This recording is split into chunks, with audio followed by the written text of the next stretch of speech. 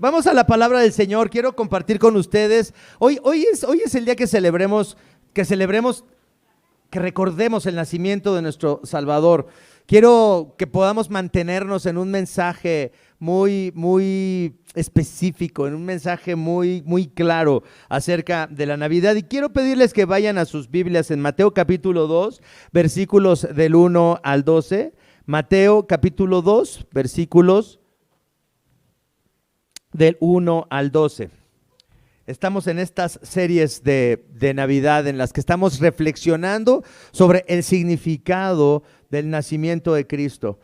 Hay muchas personas que celebran la Navidad, como siempre lo decimos, cada año la gente celebra la Navidad sin ningún sentido, ¿verdad? Dicen felices fiestas, qué buen tiempo, sin ningún sentido, porque no saben qué significa este tiempo. Pero para nosotros debe ser un tiempo de regocijo, un tiempo de alegría, un tiempo de descanso, un tiempo de renovación, un tiempo de reflexión, un tiempo de poder compartir con otros el mensaje de Jesús. Y quiero entonces que vayamos a Mateo capítulo 2, versículos del 1 al 12. Y dice así esta palabra del Señor. Jesús nació en Belén de Judea durante el reinado de Herodes. Por ese tiempo, algunos sabios de países del oriente llegaron a Jerusalén y preguntaron, ¿dónde está el rey de los judíos que acaba de nacer? Vimos su estrella mientras salía y hemos venido a adorarlo. Cuando el rey Herodes oyó eso, se perturbó profundamente, igual que todos en Jerusalén. Mandó llamar a los principales sacerdotes y maestros de la ley religiosa y les preguntó, ¿dónde se supone que nacerá el Mesías? En Belén de Judea, le dijeron, porque eso es lo que escribió el profeta. Y tú, oh Belén, en la tierra de Judá, no eres la menor entre las ciudades reinantes de Judá, porque de ti saldrá un gobernante que será el pastor de mi pueblo Israel. Luego Herodes convocó a los sabios a una reunión privada, y por medio de ellos se enteró del momento en el que había aparecido la estrella por primera vez.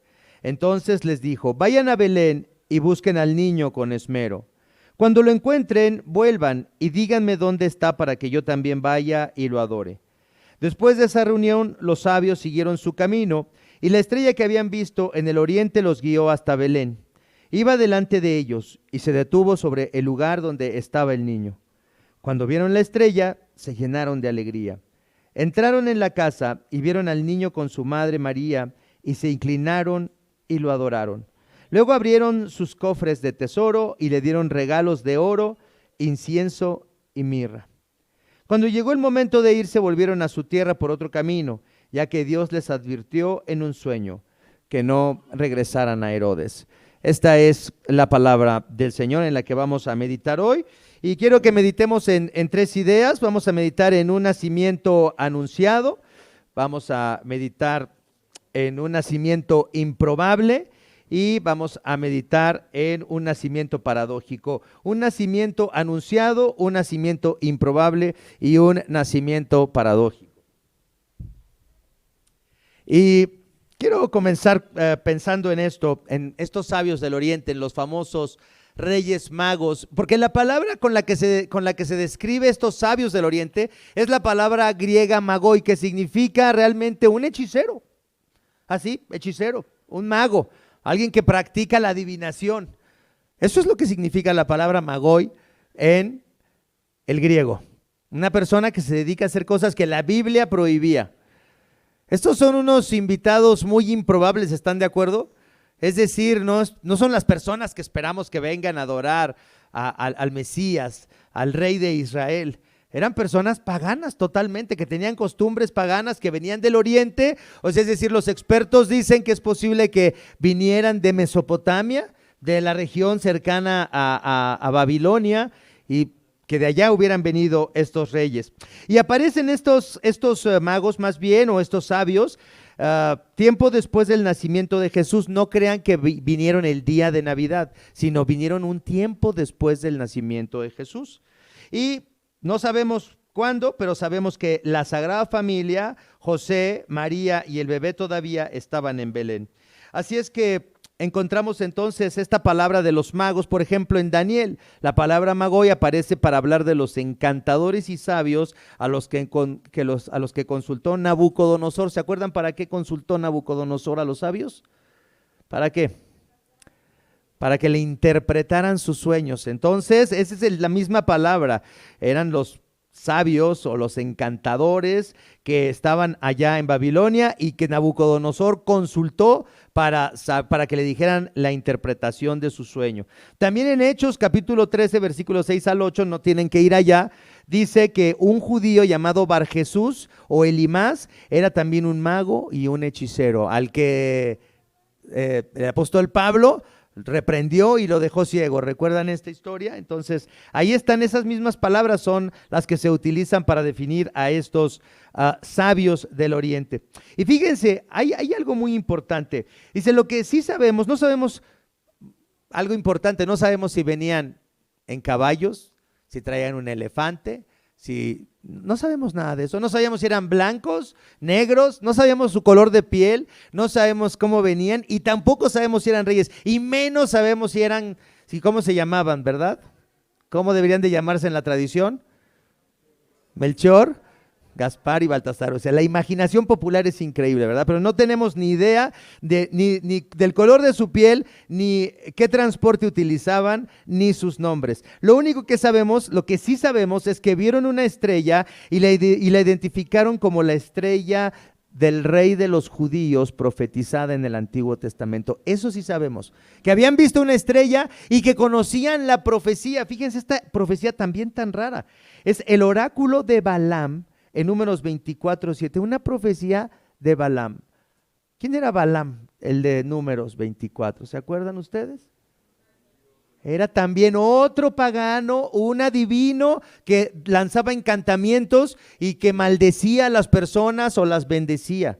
Otra persona improbable, ¿no? Que se acerque o que haya hasta profetizado acerca del Mesías prometido. Pero en Números 24:7, este sí quiero que si lo pueden proyectar, Números 24:7 es algo muy interesante.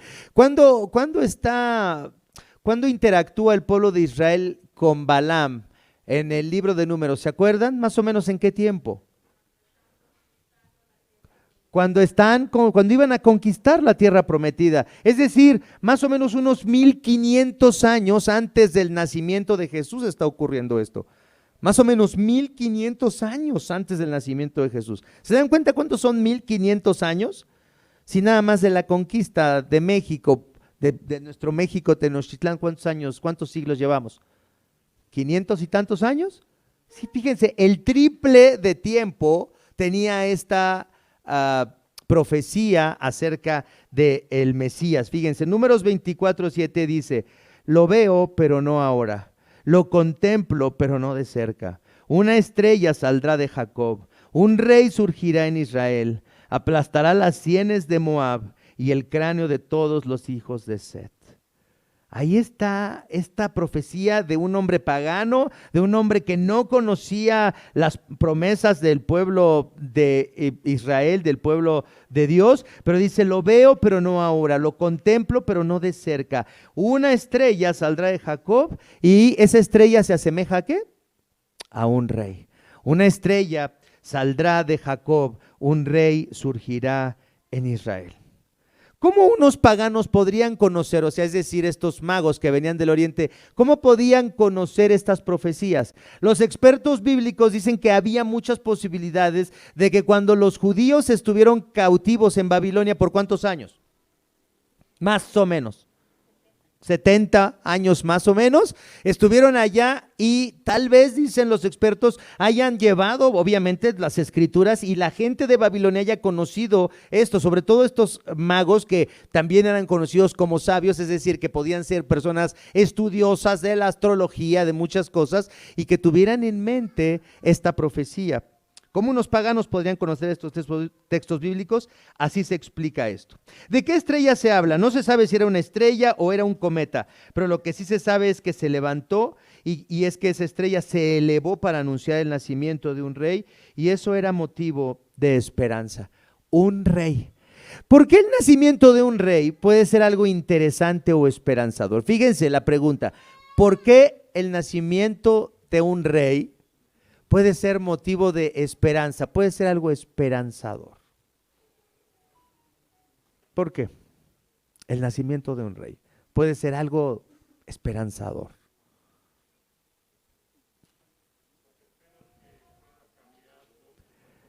Eso, porque esperamos que un nuevo rey por fin traiga ¿qué? Lo que anhelamos todos, que traiga justicia, que traiga paz, que traiga libertad, que haya un gobierno. ¿No es lo que muchos de ustedes así se animan cada 6 años? Yo siento dolor por las personas que se animan cada 6 años. Siento dolor porque pues no les espera más que desesperanza y la decepción. Pero hay mucha gente, aún cristiana, que pone su esperanza en los gobernantes de este mundo y cada 6 años en nuestro México ahí esperan que este sí sea el bueno. Pero esto no es solamente de nosotros, es exactamente lo que todo el mundo anhela. Estos reyes, estos magos, vieron en el oriente la estrella de este rey que iban a ser y dijeron, este es un rey especial. Este tal vez es el rey que traiga paz, que traiga prosperidad, que gobierne con justicia. Este por fin es el que posiblemente pueda ser el que estábamos esperando. En el tiempo en que nació Jesús, César Augusto era el emperador romano y había establecido por fin una paz que no había experimentado el imperio en mucho tiempo. También estaba gobernando Judea Herodes, pero el origen de este rey era de Idumea, era un rey idumeo, es decir, era un rey impuesto por el Senado romano en el año 40 antes de Cristo. Y como sabía que no era alguien amado por el pueblo, que la gente conociera, sino se veía como una imposición del gobierno de Roma, entonces era un hombre que tenía muchas inseguridades acerca de su gobierno y tenía miedo de que cualquiera persona fuera una amenaza para su reinado poco popular. Cuando le dijeron que había nacido el rey de los judíos, debe haber sentido mucho miedo. Entonces, vemos que hay muchos gobernadores, ahí en el César en Roma, el gobernador de Judea, y la gente estaba entonces esperando a este rey que trajera paz. Este es el mensaje de Navidad. Hay un buen rey que ha llegado y que deberíamos dejar que gobernara en nuestras vidas. Fíjense cuál es el mensaje de la Navidad. Hay un buen rey que ha nacido y que tú y yo deberíamos dejar que gobernara en nuestras vidas. Si tú supieras que hay un gobernante bueno, justo, que nunca va a fallar, fíjense que además tiene el poder para cumplir sus promesas, porque los gobernantes de este mundo no tienen poder para cumplir sus promesas. Pueden prometer muchas cosas, pero no pueden cumplir esas promesas. Pero si tú supieras que hay un gobernante que de verdad va a ser lo mejor para todos, que va a ser el más justo, el más bueno, el más bondadoso, el más misericordioso, que realmente ama a la gente, que realmente ama a todo el mundo, ¿no dejarías que gobernara sobre ti? ¿No dejarías que Él te mandara? ¿No obedecerías lo que Él te dijera? Ese es el rey que tenemos, es el rey Jesús. Pero yo te pregunto, ¿de verdad tú dejas que Cristo gobierne sobre tu vida? ¿De verdad confías en que lo que Él te manda y lo que Él te dice y cómo te dice que debes vivir y el amor que Él te ha mostrado, todo lo que sabes acerca de Jesús, ¿es suficiente para que dejes que Él gobierne sobre ti? Esa es la pregunta. Este es el camino de la vida cristiana. Confiamos en Cristo porque sabemos que Él es bueno y por lo tanto deseamos que venga y reine sobre nosotros. ¿Cómo oramos en el Padre Nuestro? ¿Qué decimos? Padre nuestro, que estás en los cielos. ¿Qué más? Santificado sea tu nombre. Y luego, entonces la primera petición, ¿cuál es? La primera petición es, venga tu reino. Reina sobre mí. Pero muchas personas dicen que son cristianas, pero nunca piensan en esto y realmente no dejan que Cristo gobierne sobre ellos. Son rebeldes, hacen lo que quieren, no obedecen nada, ni la palabra de Dios. Aunque sus redes sociales ahí están predicando de Jesús y cosas así, y hablando de Cristo. Pero en realidad son rebeldes, no quieren obedecer a Cristo, nada. Cristo nada más es una imagen, una fachada, algo superficial para la autopromoción de mucha gente que utiliza el nombre de Jesús, pero lo utilizan como aquellos que van a ser juzgados en Mateo capítulo 7, 21, ¿se acuerdan? Señor, Señor, no profetizamos en tu nombre, no fuimos tus servidores. Dicen, no, ni siquiera sé quiénes son ustedes, apártense de mí. No quiere decir que estés diciendo Jesús, Jesús todo el tiempo. Jesús, Jesús, Jesús, Jesús. Y dando enseñanzas cristianas. Eso no te hace cristiano. O que estés evangelizando a todo mundo, pero que seas una persona conflictiva, una persona llena de rencor, una persona llena de odio, una persona egoísta, una persona que realmente no tienes amor por los demás, pero siempre estás ahí hablando de Jesús y de Jesús, pero no tienes amor por los demás. Ese es el desafío que tenemos cuando hablamos de este rey, que decimos que es el mejor rey, que fíjense, hasta los paganos vinieron a buscarlo porque tenían la promesa de que iban a ser un rey bueno, por fin un rey justo, un rey especial, en quien podían poner su esperanza. Y nosotros que lo tenemos, la pregunta es, ¿realmente nosotros nos sometemos a su señorío? ¿Realmente nos sometemos a su voluntad? Esa es la pregunta que tenemos que hacernos hoy. La palabra que se traduce, fíjense, hay algo muy interesante. En Ageo capítulo 2, versículos 7 al 9, también hay una profecía. Ageo capítulo 2, versículos 7 al 9. Los magos esperaban tal vez al deseado de todas las naciones. Fíjense esta profecía de Ageo capítulo 2, versículos 7 al 9. Dice así: haré temblar a todas las naciones, sus riquezas llegarán aquí, y así llenaré de esplendor esta casa, dice el Señor Todopoderoso. Esa es la Nueva Versión Internacional. Y la Reina Valera, fíjense lo que dice: haré temblar a todas las naciones y vendrá el deseado de todas las naciones y llenaré de gloria esta casa, ha dicho Jehová de los ejércitos. Y vendrá el deseado de las naciones, o dice, o haré temblar a las naciones y sus riquezas llegarán hasta aquí. La palabra que se traduce como deseado o como riqueza es, fíjense, algo agradable, algo precioso, algo de gran valor, algo hermoso, algo lleno de riqueza. ¿Qué es lo que desea todo el mundo? ¿No deseamos las riquezas? ¿No las riquezas nos prometen que tendremos una buena vida? ¿Nadie quiere ser rico aquí? ¿Nadie? Bueno, no dice, bueno, no rico, pero tener lo suficiente. Alguien puede decir eso, ¿verdad? Pero ¿cuánto es suficiente para ustedes? ¿No? Siempre decimos, el que gana 5, ¿cuánto dice que es suficiente? 10, claro, con el doble ya tendría todo. ¿Y el que gana 10? ¿Le alcanza? ¿Cuánto necesita? Un poquito más, el doble, bueno, 20. ¿Y el que gana 20? ¿Le alcanza?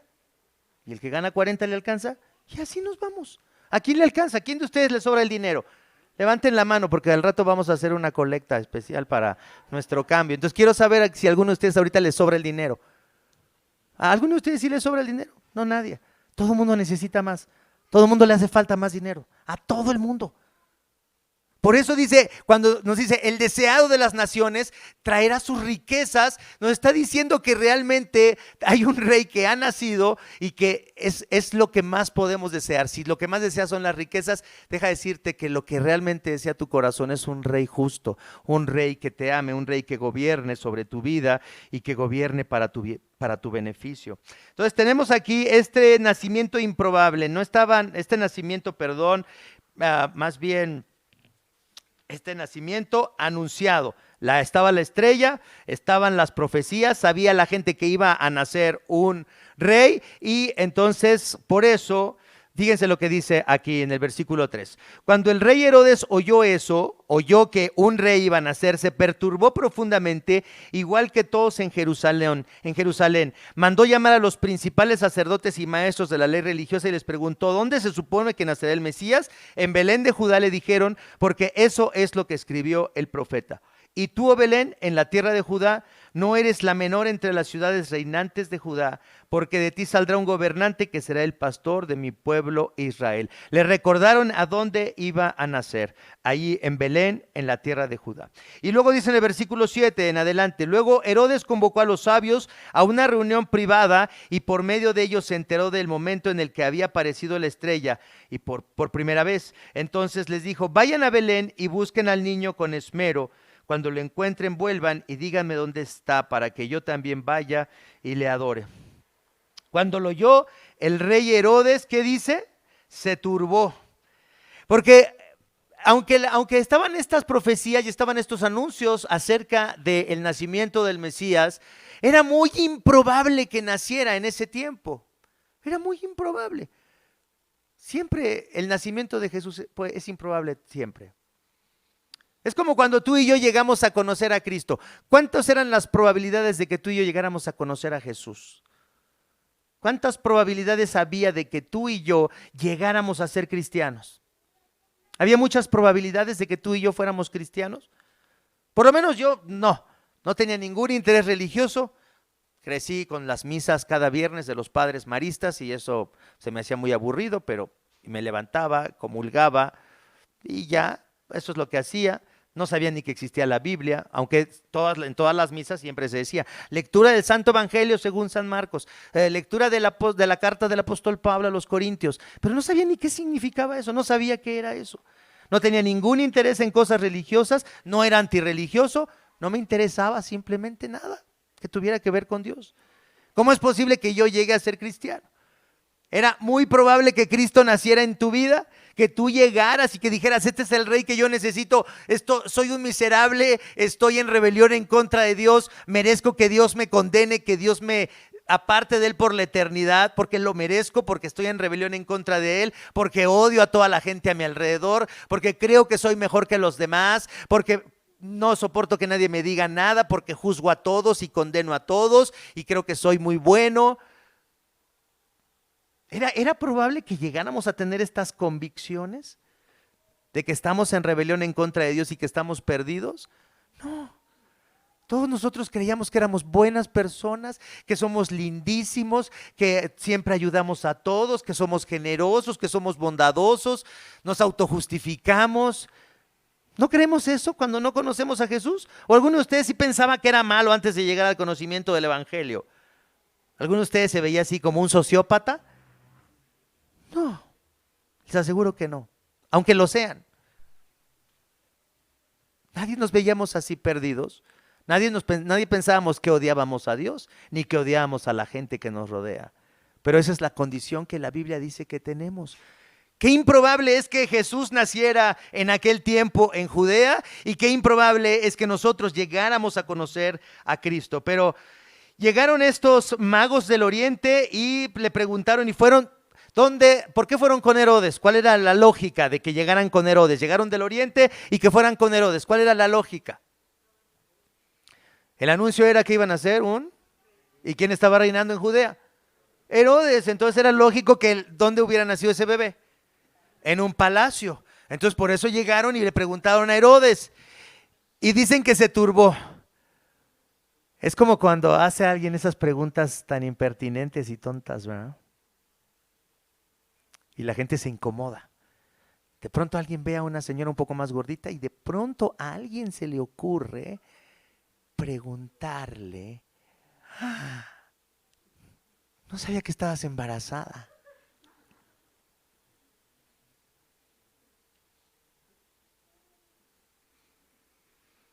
No, así soy, perdón, no estoy embarazada. ¿Qué momento? Sabemos que eso ha pasado. ¿Estás de acuerdo? Cuando alguien hace esas preguntas tontas, ¿no? Y así fue el momento más incómodo. ¿Está usted embarazada? No, así soy, perdón, pero ¿y ya nació un bebé aquí? ¿Ya nació el rey? No, ¿cuál rey? Yo soy el rey. Y mi esposa no estaba embarazada tampoco. Qué momento tan incómodo, qué momento en el que, qué metida de pata. Oye, ¿por qué venimos aquí? Los magos ya sabían y le explicaron a Herodes a quién buscaban, al Cristo, le dieron, el rey fue y preguntó con los expertos dónde va a nacer este rey y le dijeron ahí va a ser en Belén. Esta era una circunstancia muy extraña para los magos, para Herodes y hasta para los expertos en la ley, para los mismos sacerdotes que no esperaban todavía al Mesías, aunque sí sabían dónde nacería. No fueron entonces, fíjense algo importante, no fueron entonces los herederos de las promesas, los expertos en la ley de Moisés, los primeros que vinieron a adorar a Jesús, sino unos hombres sabios, sino unos magos que tomaron en serio las promesas de Dios, hombres que se dedicaban a la astrología, a la astronomía, no sabemos, a la adivinación. Y qué extraño que Dios llame a esas personas. Fíjense, había expertos de la ley junto al rey Herodes, ¿sí o no? Y ellos estaban buscando la estrella. Fíjense, ¿quiénes estaban más perdidos? ¿Los paganos que venían del oriente o los religiosos que estaban ahí en Jerusalén y que tenían la palabra de Dios, ¿quiénes estaban más lejos del Mesías? ¿Quiénes estaban más lejos del Mesías? ¿Los paganos? ¿Los que no conocen a Dios? Esto está tremendo, ¿eh? Esto quiero que lo piensen muy bien.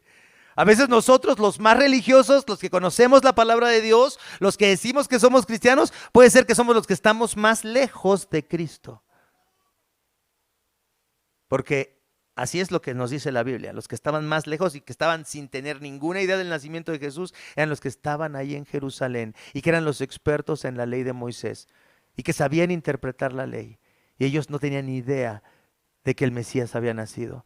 Pero estos hombres que estaban en el oriente, estos hombres paganos, estaban al pendiente de estas profecías y las tomaron en serio. Estaban tomando en serio esta palabra. Y cuando vieron la estrella, ¿qué dijeron? Tenemos que ir. Y ahí vamos a un nacimiento paradójico. Fíjense, vean los versos 9 al 12. Después de esa reunión con Herodes, los sabios siguieron su camino y la estrella que habían visto en el oriente los guió hasta Belén. Iba delante de ellos y se detuvo sobre el lugar donde estaba el niño. Cuando vieron la estrella se llenaron de alegría.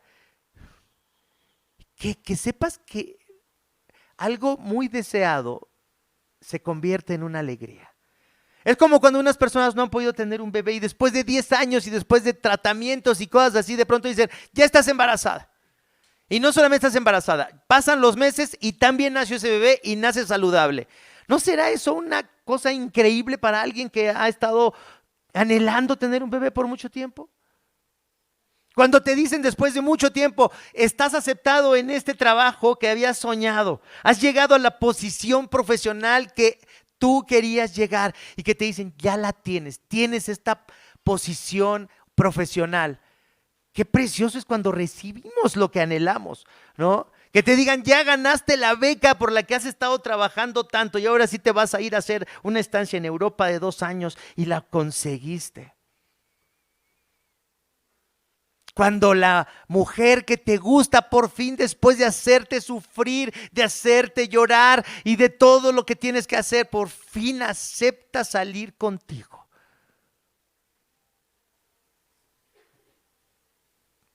Cuando algo que anhelas, cuando algo que deseas, por fin se cumple.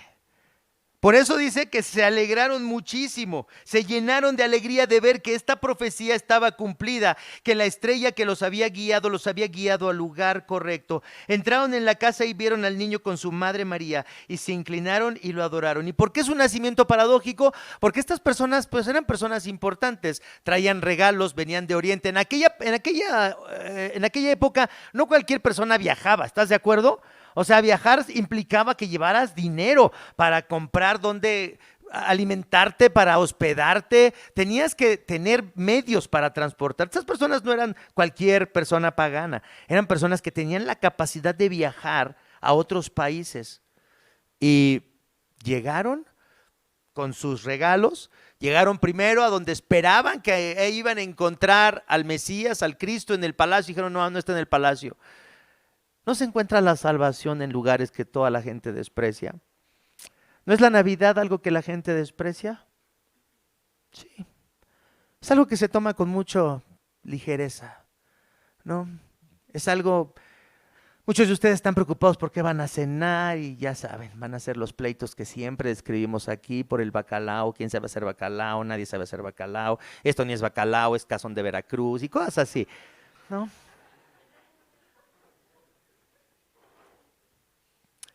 La Navidad se puede convertir en algo tan superficial, en algo tan lejano al espíritu de esto que se nos ofrece, el nacimiento del Rey más deseado, del más bueno, del más misericordioso. Y ha nacido para salvarte a ti y para salvarme a mí. Ha nacido para perdonar nuestros pecados, ha nacido para que dejemos nuestra rebelión, nuestro egoísmo, nuestras vanidades absurdas y que realmente pensemos, ¿qué tengo yo en esta tierra? ¿Qué tienes tú en esta tierra? ¿Qué tenemos que no nos pueda ser quitado hoy? Dime si tú tienes algo que no pueda ser quitado hoy. Dime, ¿qué tienes? ¿Qué tengo yo? ¿Tenemos salud? ¿Cuándo se nos puede quitar la salud? mañana, al ratito. ¿Tenemos dinero? Tenemos una casa, tenemos la casa de nuestros sueños, tenemos las propiedades que tenemos, la cuenta en el banco que tú crees que necesitas para vivir una vida tranquila. ¿Cuándo se te puede acabar eso? ¿Cuándo se puede acabar tu comodidad? ¿Cuándo se te puede acabar el trabajo que tienes ahorita? ¿Cuándo puedes perder el amor de tu esposa, de tu esposo? ¿Cuándo puedes perder la vida de un hijo? ¿Cuándo nos puede pasar esto? ¿Qué tenemos en esta vida? ¿Qué tenemos en esta vida? Yo te digo, si no tienes a Cristo, si no tienes la salvación en Cristo, no tienes nada. Y la Biblia describe nuestra situación en el Apocalipsis como desnudos, miserables, sin nada. Porque eso es realmente nuestra condición. Pero qué preciosa invitación que se nos hace hoy. Vengan, vengan y adoremos a Cristo el Señor. ¿No lo acabamos de oír en las canciones? Venid y adoremos. Pero solamente puedes adorar lo que ves hermoso, solamente puedes adorar lo que consideras hermoso, bello. No puedes adorar a Cristo si no ves la hermosura de su amor, la hermosura de su ofrecimiento, la hermosura de su invitación. No puedes ser un adorador de Jesús. Puedes decir si soy un cristiano, pero de que seas un cristiano a que seas un adorador de Cristo, a que Cristo esté dominando tu vida y sea el centro de tu vida, eso es otra cosa muy distinta. Porque puedes decir que eres cristiano, pero tu vida a lo mejor gira alrededor de otras cosas, de las cosas en las que has puesto tu esperanza. Quiero terminar con esta idea. Dice un escritor, dice, ¿no esperas que haya un gobernante por fin que sea bueno? Pero no solo que sea bueno, sino que tenga el poder para lograr lo que promete. La Navidad es un tiempo en el que invitamos a las personas a adorar a Cristo, adorar al que nos ofrece perdón, fíjense, y una nueva oportunidad para empezar. Y aquí pongan mucha atención, a pesar de lo que hayamos hecho, a pesar de nuestras historias de dolor. Yo no sé cuál es tu historia de dolor. No sé qué es lo que lastima tu corazón constantemente. No sé qué es lo que falta en tu vida. Pero Cristo te dice, ya deja de tratar de calmar tu dolor con algo que no puede calmar tu dolor. Y ven a mí, yo voy a calmar tu dolor. Pero renuncia a calmar tu dolor con las cosas que estás esperando que calmen tu dolor, tu ansiedad, tu desesperación. Cristo nos ofrece la nueva oportunidad para empezar a pesar de lo que hayamos hecho, a pesar de nuestra soledad. Yo no sé cómo experimentas la soledad en tu vida, cómo a veces a pesar de que estamos acompañados de otras personas podemos sentirnos tan solos. Cómo estás experimentando la enfermedad, el conflicto, la decepción o la vergüenza. Cristo es ese rey que esperas, dice este autor, recíbelo, conoce su poder, conoce su amor, conoce su perdón y disponte a vivir bajo su señorío, entrégate a Él. Esta es una parte del significado de la Navidad. ¿Nos entregaremos a Él en este día? ¿No es un buen día para entregarnos a Jesús? Para arrepentirnos de nuestras esperanzas absurdas, tontas, para arrepentirnos de poner nuestra confianza en cosas en las que no debemos de confiar. Vengamos al niño de Belén, conozcámoslo, recibámoslo, pongámonos bajo su señorío, Él es bueno. Nunca vas a encontrar a alguien que te ame más, que sea más bueno, que quiera mejor, que quiera más tu bien que Cristo Jesús. Vamos a orar. Padre Santo, te damos tantas gracias en esta hora por darnos a este Rey improbable. Señor, qué tan improbable era que nosotros viniéramos al conocimiento de Cristo. Era extremadamente improbable. Señor, qué paradójico que un rey haya nacido, el rey, el deseado de las naciones, el que trae todas las riquezas que podamos imaginar. Señor, en ese lugar tan humilde, qué paradójico que lo que más necesitamos es lo que más despreciamos. Qué paradójico que la salvación que se nos ofrece sea el último lugar en donde queremos buscar la salvación. Padre, perdónanos en esta hora porque nuestros corazones son rebeldes y queremos buscar la salvación en las cosas de este mundo. Pero hoy, Señor, Gracias por recordarnos el nacimiento de tu Hijo. Gracias por recordarnos que nos viste así necesitados y nos enviaste al Rey bueno, al Rey que puede saciar nuestras vidas, que puede saciar nuestros corazones, como nada en este mundo podrá saciarnos. Sácianos, Señor Jesucristo, con tu riqueza. Sácianos, Señor Jesucristo, con tu perdón. Sácianos, Señor Jesucristo, con tu amor. Sácianos, Señor Jesucristo, con tu poder. Y llévanos a ti. Atráenos hacia ti y llévanos, Señor, hacia ti para que te adoremos, para que hallemos nuestro deleite, para que hallemos nuestro consuelo solamente en ese Rey maravilloso, en ese Rey precioso, que es Cristo Jesús, en cuyo nombre oramos. Amén. Amén.